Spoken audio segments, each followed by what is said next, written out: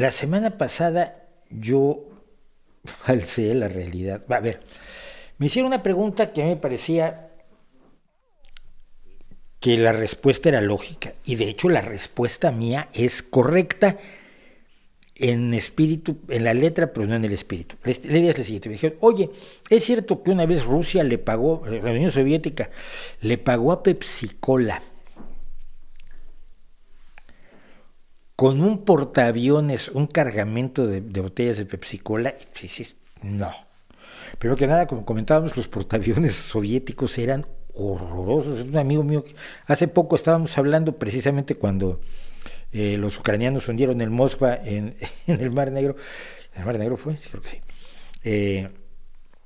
Junto a la isla de la Serpiente, que hoy acaba, por cierto, de entregar Rusia, porque se las volvieron a quitar los ucranianos. Hablábamos de eso y recordábamos algunas de las barbaridades navales de la historia. Yo me acuerdo había un barco circular, una cañonera circular, que era genial, porque claro, tú disparabas el cañón y giraba.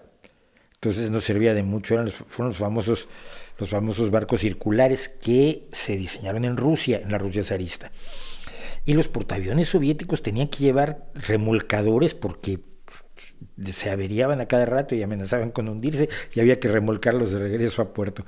En fin, que no son como los portaaviones de otros países. Entonces estaba yo cierto en que no te puede pagar nada con un portaaviones porque un portaaviones no lo quiere nadie, pero sí tuvo una flota de guerra Pepsi-Cola y la historia me encanta. En 1959, y la historia está aquí, y la historia además tiene su foto. En 1959 a Nikita Khrushchev, que trató de hacer algo de apertura con Estados Unidos, que al final le salió muy mal y acabó gritándoles, los enterraremos, los sepultaremos, les gritaba en la ONU. A Khrushchev, que está aquí bebiendo Pepsi-Cola, decidió hacer una exposición de empresas estadounidenses y más de 400 empresas de Estados Unidos fueron corriendo porque veían a la Unión Soviética como un gran mercado. No sabían que no les iban a comprar prácticamente nada más que lo indispensable. Entonces a Eisenhower se le ocurre mandar de representante a Nixon, que se ve ahí atrás con esa cara de mala hostia que siempre tuvo Nixon, esa cara de pillo, porque es un pillo.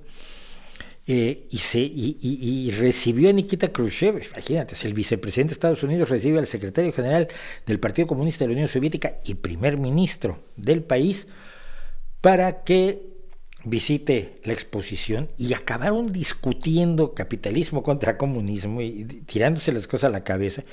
La cosa se puso muy dura y el presidente de Pepsi, que creo que es el señor del sombrerito blanco, pero no me hagan caso, porque las fotos que he encontrado no me permiten identificarlo correctamente, se metió ahí en medio, jijiji, jajaja, ¿no quiere una Pepsi-Cola, señor Khrushchev?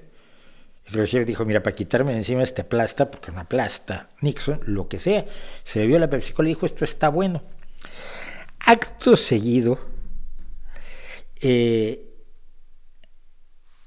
la Unión Soviética se interesó muchísimo por la Pepsi-Cola, llegó a poner embotelladoras de Pepsi-Cola, que son, esto mucha gente no lo sabe y es bueno señalarlo, las embotelladoras no son de la empresa.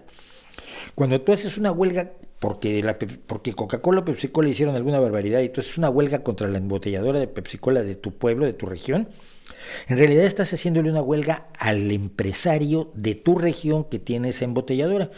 Lo único que hace Pepsi-Cola, Coca-Cola y estas empresas, todos los embotelladores son franquiciatarios. Lo que hacen las empresas es poner las reglas de cómo tienen que hacerse todos los productos y la comunicación y las políticas de comunicación, las políticas ambientales, etcétera, etcétera, y te venden el jarabe. Y tú, siguiendo las instrucciones de tu franquiciador, embotellas el refresco utilizando su jarabe, mezclándolo con agua, carbonatándola, etcétera, etcétera. Así funcionan todos ellos. Cuando tú vas contra la Coca-Cola, a veces estás yendo contra el de tu pueblo. Esto mucha gente, insisto, no lo sabe. El caso es que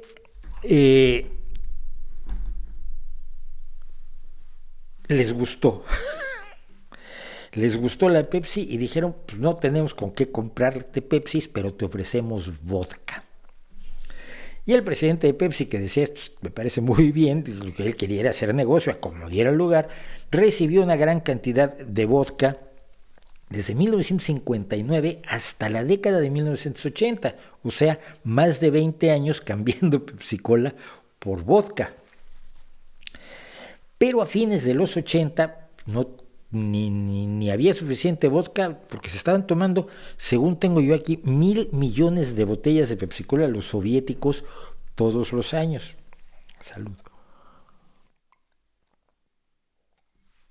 Yo soy de Coca-Cola, como sabe todo el mundo. Entonces, los rusos le dijeron, ¿qué quieres? Les ofrecieron 17 submarinos, un crucero, una fragata y un destructor. Cada uno de los submarinos se lo compró Pepsi en $150,000, que es una casa bonita, un piso, un departamento bonito en casi cualquier lugar del mundo. Puedes comprarte algo razonable por $150,000, €150,000. Entonces compró Pepsi por dinero, o sea, expresado en dinero, 17 submarinos, un crucero, una fragata y un destructor, y durante unos días Pepsi-Cola era la sexta potencia naval del mundo en cuanto a contando número de navíos que tenían. Evidentemente esos navíos no estaban preparados para entrar en combate, ni mucho menos, no creo que se los hayan vendido con todo, y cartuchos, no son cartuchos, a ver, ya lo sé, pero entiéndase, con munición para cañones. Y lo que hizo Pepsi fue inmediatamente vendérselos a una compañía sueca para que los desguazara y comprara el metal, porque para Pepsi resultó negocio comprar los buques, hacerlos chatarra y venderlos como chatarra, y él todavía ganó dinero vendiéndolos. Entonces, el amor ruso por la Pepsi-Cola es una de las cosas más divertidas del mundo, porque Coca-Cola, que es el gran enemigo de Pepsi-Cola, no pudo entrar hasta 1985 al mercado de la Unión Soviética. Entonces, cuando tú dices, es que la Coca-Cola es el American Way of Life, pues sí, la Pepsi-Cola era el Soviet Way of Life, porque les encantaba a los soviéticos, y ahí está la Pepsi-Cola en cirílico de allá de aquellos años. Me divirtió muchísimo porque no pensé que realmente esta historia tuviera algo de... Lo busqué por no dejar, porque dije, portaaviones no, pero a ver, Pepsi no vendió Pepsi-Cola con alguna cosa rara, pues ahí la tienen. Entonces, tenía yo razón, pero al mismo tiempo el asunto tenía su miga y a mí me parece divertidísimo. Estas son las historias pequeñas que forman historia, porque y esta frase final, el presidente de Pepsi-Cola, cuando le entregaron los submarinos y la fragata y el crucero y el destructor, le dijo al Departamento de Estado de los Estados Unidos, pues nosotros estamos desarmando a la Unión Soviética más rápido que ustedes. Supongo que el asunto no les cayó muy bien al Departamento de Estado de los Estados Unidos. Así está, Pepsi, potencia naval.